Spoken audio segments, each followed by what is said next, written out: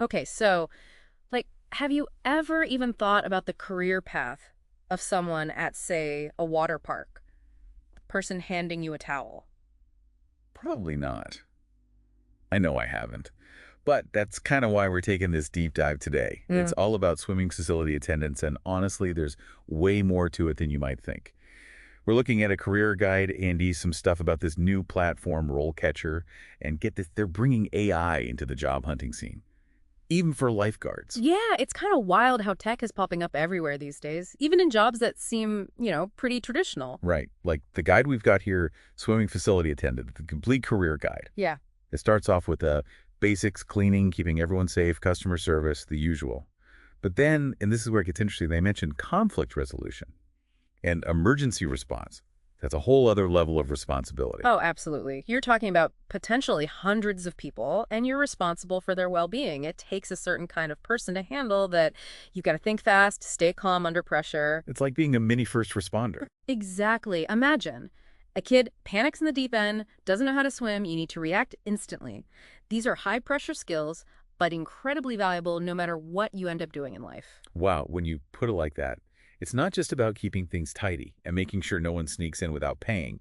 So it's actually a really good learning experience, I guess. 100%. And get this, that the guide doesn't just stop at the day-to-day stuff. They actually map out how you can turn this into a real career. They call them career stages. Career stages for a swimming facility attendant. What does that even look like? So picture this. You start as a lifeguard, right? Get certified in first aid, CPR, all essential life skills, by the way, not just for the job. Hmm. As you gain experience, you might start supervising other staff, maybe even running the pool schedule, handling some basic maintenance if something breaks. Wait, so you're not just watching for, like, kids doing cannonballs anymore. You're managing people, a budget, maybe even fixing the pool pump when it goes kaput. Exactly. And these skills, they're transferable. Imagine you're applying for a job in event management. You can say, hey, I've coordinated a pool party for 200 kids. That shows you can handle logistics, make decisions on the fly. Right.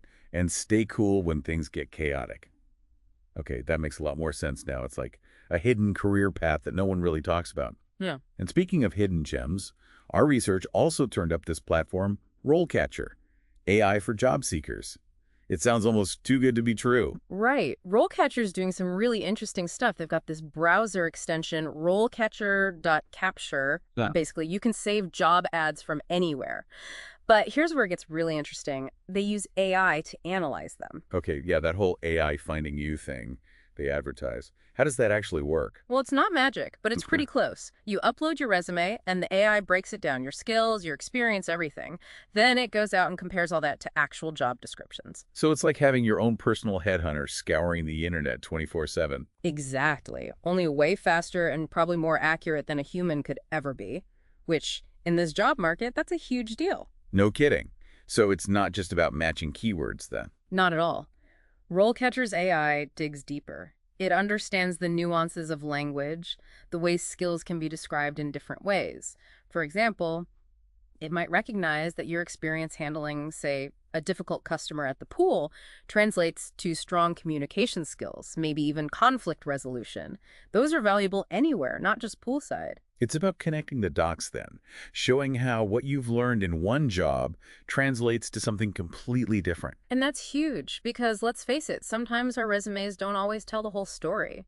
This could be a game changer for a lot of people. It really can be. And it can really help you, get ready for that next step too. Practice makes perfect, right? Well, RoleCatcher even has this AI feature that helps you practice, like actually practice answering those common interview questions. You can even record yourself and it'll give you feedback. Oh, seriously. Like it'll tell you if you sound like nervous or if you're rambling. It can give you pointers on your delivery. Yeah, and even on the content of your answers. I mean, how cool is that? It's like having a personal interview coach right there in your pocket. Okay, that's seriously impressive. I might need to check this out myself. But, okay, back to the actual job for a sec. The guide mentioned something about the physical demands. It's not exactly a desk job, right? Definitely not. You're going to be moving around on your feet a lot, probably out in the sun too. And depending on the facility, you might be lifting or carrying equipment. Yeah, okay, so you're getting paid to work on your 10A and D, Mm-hmm. get a workout. Not bad. The guide also talked about certifications. Like on top of the regular lifeguard stuff. What's that all about? Right, so those certifications are like a way to level up your skills, you know? Like, Yeah. yeah, you start with your basic lifeguard cert, but you can actually specialize in other things too. Pool maintenance, teaching water aerobics, even managing a whole team of lifeguards. Hold on, wait. There's a certification for managing lifeguards. That's a thing. Oh, yeah. And having those extra certifications, it can mean higher pay, better job opportunities. It shows you're serious about what you do. So it's like choosing your skills in a video game. You start with the basic moves, and then as you level up, you unlock all these cool abilities. I like that. It's about constantly challenging yourself and gaining new expertise. And speaking of challenges, the guide also dug into industry trends. And apparently, the leisure and hospitality sector, it's booming. What's driving that? Is it just because it's hot out? Well, that helps, but it's bigger than that. People have more money to spend these days, right? So they're spending it on experiences, vacations, recreation, stuff like that, and swimming. It's just becoming more and more popular. People are realizing, hey, this is good exercise. It's relaxing. It's social. Right. It's not just for kids or serious swimmers anymore. It's for, like, everyone. Exactly. And facilities are catching on, offering more programs, being more inclusive. It's a really interesting time to be in this field. So, job security then. That's good news. But with more people wanting these jobs, that means more competition, right? How can someone stand out? And that's where those certifications we talked about come in. They set you apart. Show that you're invested in your career, not just looking for a summer gig. Okay, so it's not just about knowing how to do a perfect cannonball. It's about showing that you're, like, dedicated, that you actually want to learn and grow in this field. 100%. And employers, they see that. They're looking for people who are passionate, who are willing to go the extra mile. That makes sense. Okay, so we've talked about the physical stuff, certifications, the fact that this industry is, like, exploding right now, and of course, all those unexpected skills you can pick up: leadership, conflict resolution, even budgeting, apparently. Yeah. But one thing that really stood out to me in the guide was the emphasis on communication skills. Why are those so important, even for, like, an entry-level position? Well, think about it. You're the face of the facility, right? You're interacting with everyone, little kids, parents, maybe even some, super competitive swimmers. And you need to be able to talk to all of them, explain the rules, maybe calm someone down if they get upset. Oh, right. I bet there's some pretty interesting personalities at the pool sometimes. You could say that.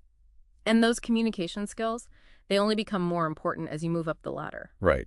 Because if you're managing a team, you need to be able to give directions, feedback, basically wrangle a whole bunch of people and keep things running smoothly.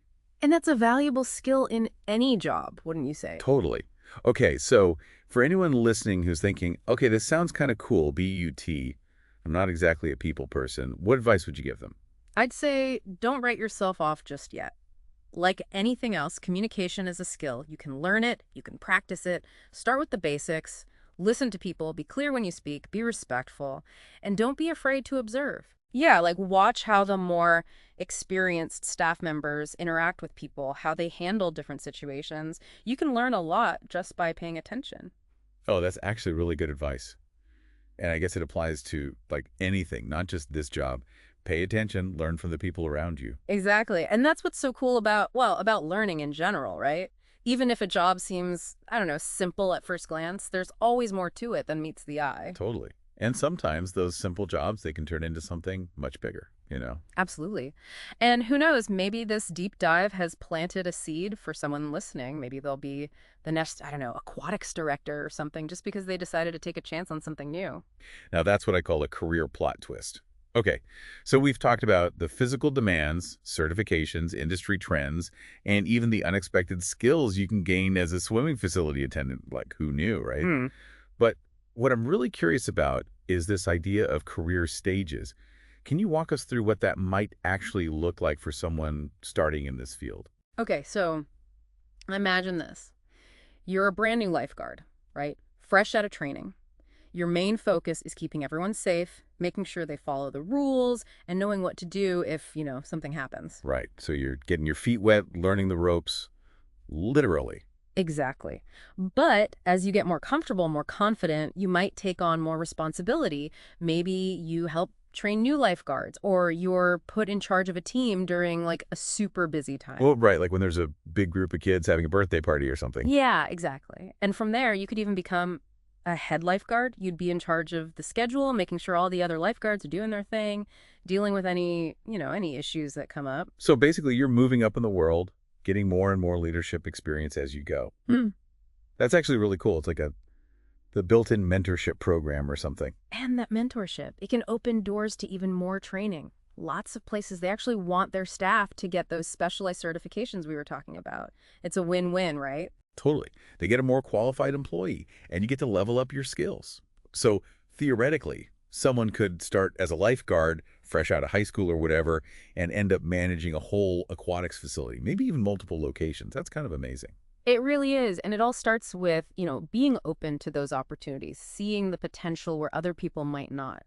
This career guide, it doesn't just tell you what the job is, it shows you where it could lead. It's like they're saying, hey, even if you start by handing out goggles and blowing up floaties, you can build a real career from this. I love that.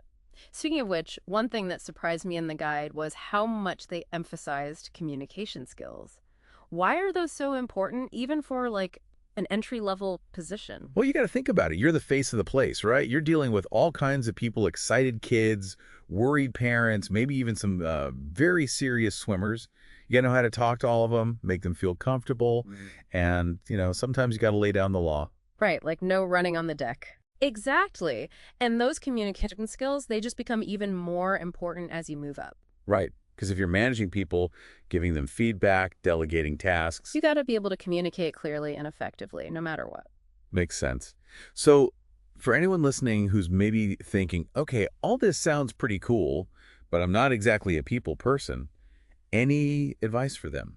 I'd say don't rule it out. Like any skill, communication, you can learn it. Start small, Hmm. really listen when people talk to you, speak clearly, be respectful, and honestly, don't underestimate the power of just watching and listening. Like be a communication spy. Kind of. Pay attention to how the more experienced staff members interact with people, how they handle different situations. You can learn so much just from observing. That's a good point. It's like free training right there. And I guess it applies to more than just this job. Pay attention, learn from the people around you, and don't be afraid to step outside your comfort zone a little.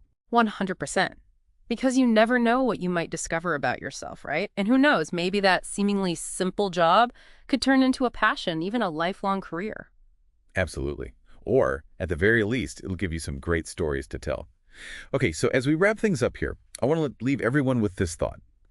What jobs in your field might seem, on the surface, pretty straightforward, maybe even a little boring? But what if you took a closer look? What potential might be hiding in plain sight? Maybe it's time to grab your metaphorical diving gear and find out. You might be surprised at what you discover. Until next time, happy swimming.